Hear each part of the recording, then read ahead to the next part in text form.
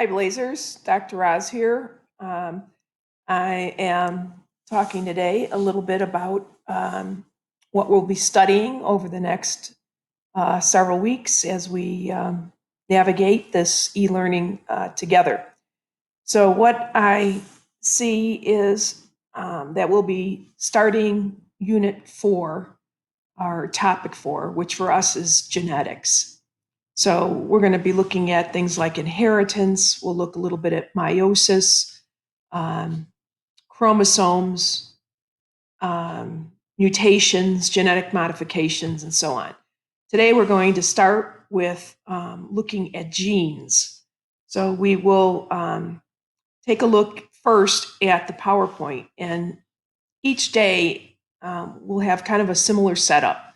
So we'll have both probably a PowerPoint or lab simulation, followed by some video instruction, and then an IB assignment. So, and those assignments are going to be due 24 hours later. So our class starts at 11 a.m. So we'll have everything due at 11 a.m. the following day. Thanks.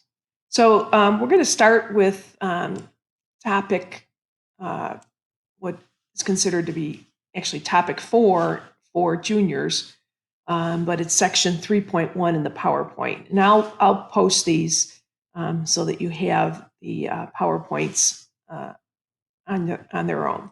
So we're going to start by looking at genes. And as you can see, we've already covered last block DNA. We know a lot about DNA, and you had covered that in pre-IB as well as last block. So we know that DNA is that molecule that transmits all of our genetic information. So we're going to kind of focus on that. Now within that DNA molecule, or on that DNA molecule, we have specific genes, as you can see here. And with those genes will code for very specific proteins. If you can remember back to the modeling that we did with the connects and how we built the DNA molecule and then separated that molecule along the nitrogen bases and then brought in the messenger RNA strand. And then the codons of that messenger RNA strand relate back to a specific protein, and then to a specific amino acid, which will then code for a specific type of protein. And those proteins then determine the different traits that we see. We can see many of these traits in our everyday life.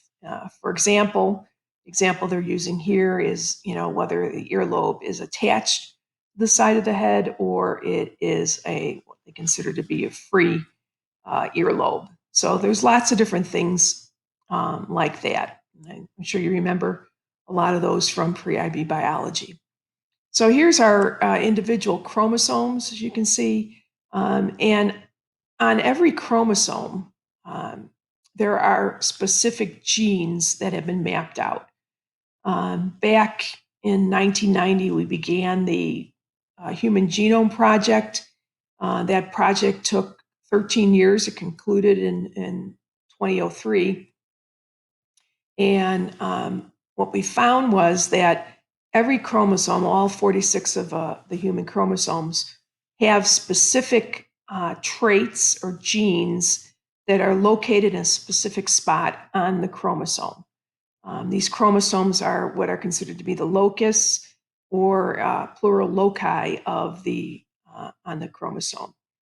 Now, within those genes, there are specific traits for each gene. For example, height, a specific trait, of course, would be whether a person is tall or short. Eye color, specific trait or allele, whether a person is blue eyes or brown eyes, that type of situation. So there's a lot of different genes that we can look at an IB lists for you, quite a few. Take a look at those. And then getting into the making really of the chain of DNA. We do remember that DNA is a four-word language: guanine, cytosine, adenine, and thymine. And the nitrogen bases are attached in long chains. So we look at these G's, for example, stand for guanine, the C for cytosine, the A for adenine, the T for thymine. So any little change in that strand or sequencing of DNA will change the way the messenger RNA aligns itself, which then changes the amino acid and ultimately changes the protein. And when I talk about, changing those things, that's what we really call a mutation. And there are several types of mutations. Some of the more simpler mutations are when a nitrogen base gets inserted in the wrong spot, or when a nitrogen base gets deleted from a particular spot. Now, if we look at this chain right here, we see TAA. Now, remember, our bases are always going to be in what we call triplet codes, so 3 at a time. So this TAA is going to will code for a specific amino acid. And then we would string these amino acids together to form a particular protein. So in an insertion, if we look here, what should be the triplet code UAC has instead become the triplet code UUA. So we have inserted a nitrogen base into the spot where it normally is not. Now, these U's, of course, stand for uracil, because remember, we're talking here about messenger RNA strands. And RNA does not have thymine in it. It does have uracil. Same thing with deletion. Here we have cytosine gets deleted, and instead we have the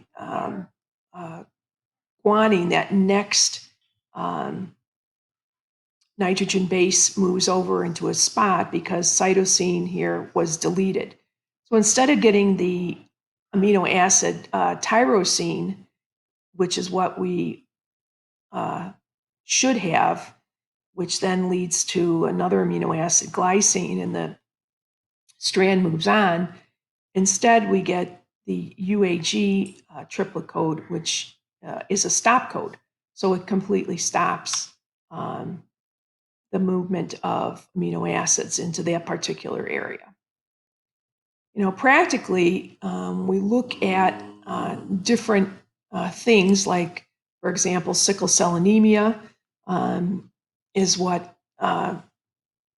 this particular area is looking at.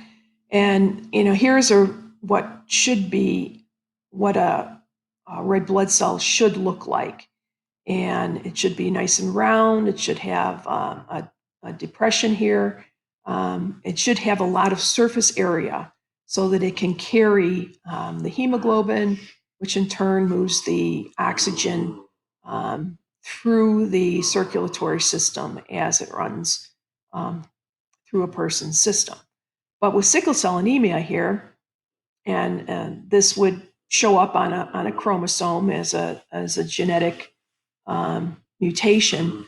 Instead, the red blood cells, instead of being nice and round like this, red blood cells are sickle shaped like this.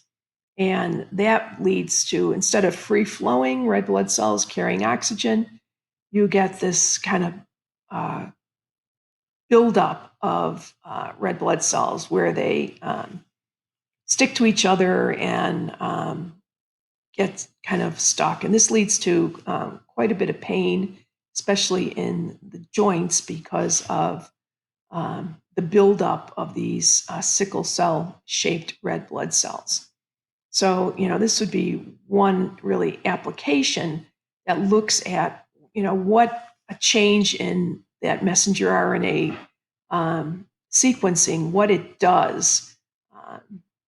And again, this would, of course, have to be, both parents would have to be carrying this particular gene in order for their offspring to actually have the disease, the full-blown disease of sickle cell anemia. So, that's what kind of these base substitutions lead to. They can lead to mutations. So, here's our DNA strand in blue.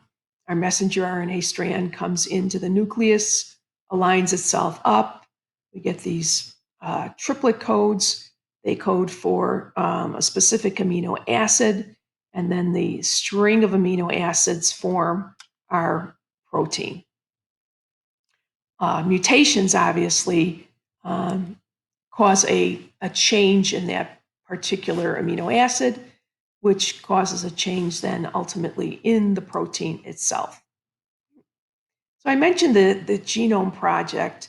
You can see in this kind of karyotype here, here's all of the human, or some of the, looks like, chromosomes here. You can see this banding. The banding kind of looks at where different genes would be located. So these are all different sections of DNA. So we're only seeing 18 pairs here. We can't see in this particular photo where it is that we're seeing that. So back here.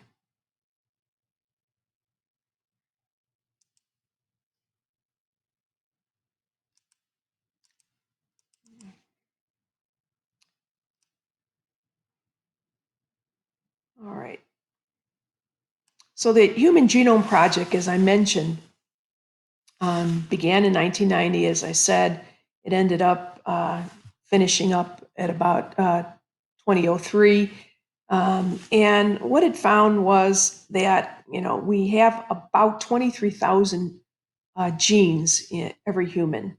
And while not all of those genes are expressed, some are, and the ones that are expressed are the ones that really make us who we are. Now, in this particular slide, what we're doing is looking at the number of genes individual or some of these organisms have. And we can see, the human has about 23,000, whereas the grape has over 30,000, and a chicken has 18,000. So we might ask ourselves, how can, something as simple as a chicken have almost as many genes as a human, and how can a plant like the grape have many more genes than a human? But we have to keep in mind that just because a gene is present does not mean that there is anything worthwhile or worthy of expression in those genes. So even though there's more here, those genes may not have anything expressed in those particular genes. So, we were able to look really at all of the sequencing of different species and tables and all kinds of things that are set up for us. So when you're reviewing this particular part of the genetics instruction, please make sure that you're knowing terms like a gene, what a locus is, what the genome is, what an allele is, and what a mutation is. And certainly be able to outline how that mutation becomes or causes sickle cell anemia. Sometimes that is something that is asked on the IB exam.